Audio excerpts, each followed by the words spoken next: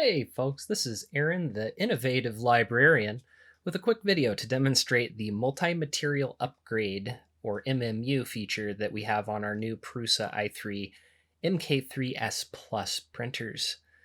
The MMU is a cool little thing that automates switching between up to 5 different filaments during the print process. So while this print bed warms up, let's take a look at the prep and the features involved in this print. To fully test the MMU, I needed a print that would make use of all 5 of the available filament feeds. Fun fact, Sting is made up of 5 colors. The MMU functions are inserted directly into the G-code during slicing. Prusa Research has developed a modified version of Slicer, a open source slicing software, and their developed version integrates the function of the MMU. When setting up the software, you are asked what model of printer you're using and whether or not it contains the MMU. The software then presents a display where the different types of filament can be assigned. This can take the form of different plastics or materials. For example, you could print an object using polylactic acid, PLA, filament for the body, and then you could use a water-soluble filament like polyvinyl alcohol, PVA, to build the supports of that print.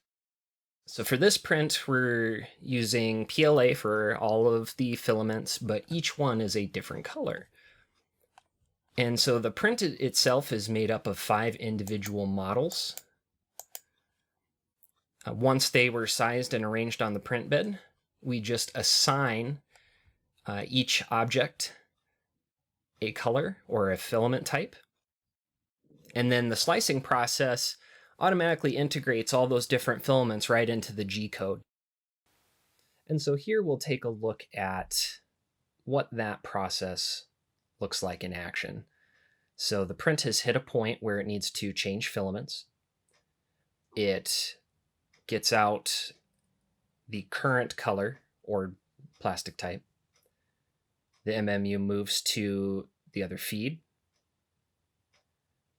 loads in the next color. Any second, there it goes. And then it's going to start extruding that bit by bit to get out any leftover filament of the previous material or color.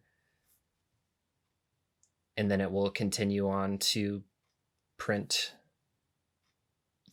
that layer with that new material, and then it repeats that. That's why some of these prints can take so long, because there's this extra step here of switching the filament and getting rid of whatever's in there. And it also produces a little extra waste.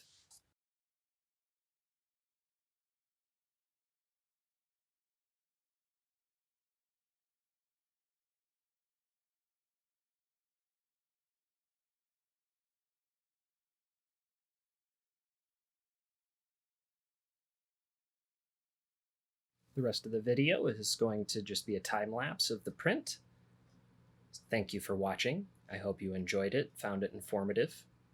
And cue the generic electronic music for time lapse.